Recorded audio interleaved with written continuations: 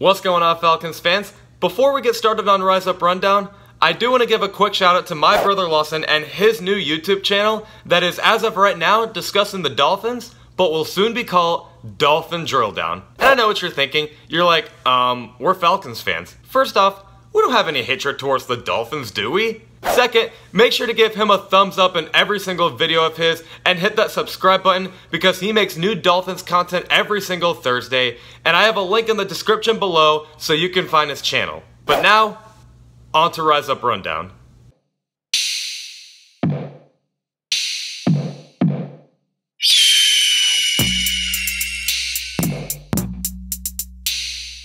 What's going on, Falcons fans? Logan here. Welcome back to Rise Up Rundown, and if you're new here, welcome. So I've been reading the comments in just about every single video of mine, and there seems to be an argument on whether the Falcons should pick up an offensive lineman or defensive lineman in the first round of the draft. Like I say in almost every episode, this year's draft is absolutely stacked with both offensive and defensive linemen, so there's a lot of options here, but I personally think the move to make here is offensive lineman. Let's dive into that. Now yes, there are some reasons on why we should draft a defensive lineman first, like maybe Ed Oliver or Dexter Lawrence, and though I think any of the defensive players in the draft will work great in our system, here's why I think offensive lineman is more important for the Falcons right now. 1. Our team wins games off of offense. I mean, I think that part was pretty clear from the get-go. We made the Super Bowl 3 years ago because of our offense and MVP Matt Ryan. And then even last year, when we had an injured roster, we kept games close because of our offense, not because of our defense letting up 30 points per game.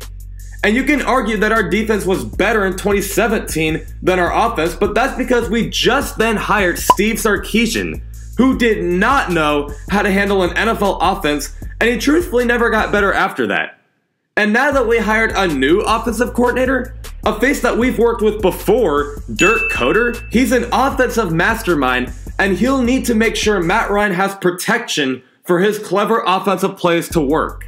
Number 2, guys, I'm telling you, this is an offensive league. Winning games off of defense can only bring you so far.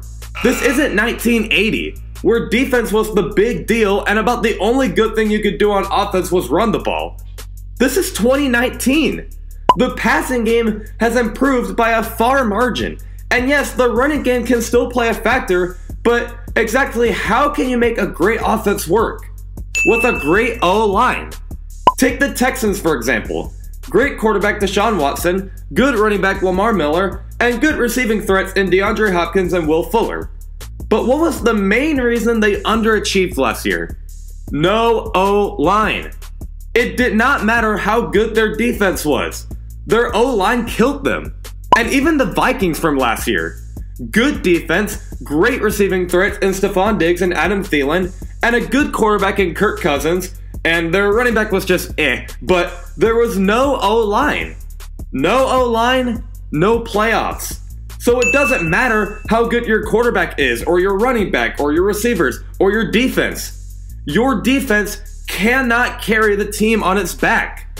If there's no O-line, then you're not going to achieve things at a high level. Another thing about this being an offensive league is that teams that are successful because of their defense, do they ever do well the year after? Did the 2018 Jaguars do good even if their Saxonville defense let them to the playoffs last year? Nope, Blake Bortles is a joke. Did the 2016 Denver Broncos do well after winning the Super Bowl with only defense? Nope, Trevor Siemian was not the answer. And by the way, Peyton Manning didn't do good in 2015, so yes, it was only defense. Now look, I'm not saying we can't have a good defense. I'm saying that we need to have a good offense if we want to compete for more than just 1 year. And number 3, Matt Ryan is not a mobile quarterback. If there's no O-line and he cannot move around to save himself, this isn't exactly going to be pretty to watch. We got a talented running back duo in Devontae Freeman and Ito Smith, but if there's no blocking, will there be any highlights from them? Take David Johnson, for example. Great player, but didn't do well this year because of his O-line. And really just his whole team, but still. And we love when Julio Jones scores, and when Ridley and Sanu make noise, but, would you say they can get the ball if the quarterback does not have time to throw it? No. We don't have Aaron Rodgers, by the way. We have Matt Ryan, who is good, but he's not mobile and he's not magical like Rodgers. We need to make sure he has protection. So now that I went over the main reasons on why I think drafting an offensive lineman is more important than a defensive lineman right now, here's one thing I think every Falcons fan needs to know right now. The Falcons know they need to draft an offensive lineman, specifically on right tackle. They picked up Jamin Brown and James Carpenter, but those are only guards, not tackles. And they're paying Grady Jarrett and keeping Vic Beasley and bringing back Adrian Claiborne. And we signed a new defensive player, Tyler Davidson, I think.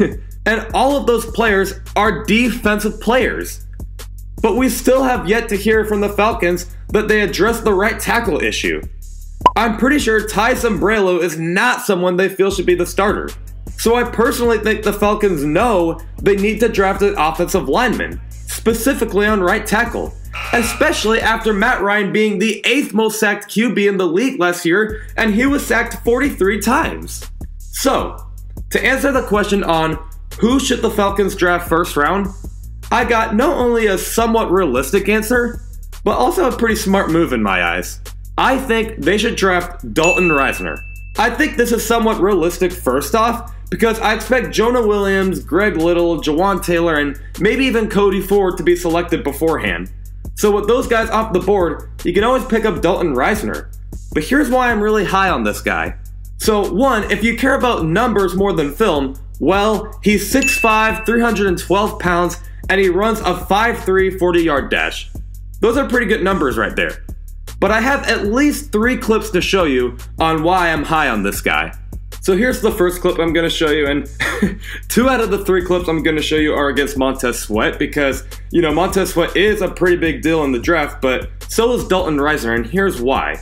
This first clip, he's going to use his quickness to keep up with him. That is flat out speed and quickness from an offensive lineman. And then in this next clip, he's going to use his strength to virtually never really even be pushed back by players like Montez Sweat. This is flat out strength. I am speechless. And then in this last clip, like, yeah, it's a good block up front, but this dude single-handedly powers his running back to get into the end zone. Like, there's a pretty good block, and then, boom. Come on, don't tell me that wasn't Dalton Risner. Here's a closer look. A pretty good block there on number 3, and then powers him through. That is amazing. This guy is good on both run and pass offense, and I personally think he'd be a great fit for Dirk Koetter's offense. And if we have him on our O-line, ladies and gents, our offense is officially set. But that's just what I think. Do you guys agree that the Falcons should pick up an offensive lineman in the first round? And do you think that Dalton Risner is the guy they need?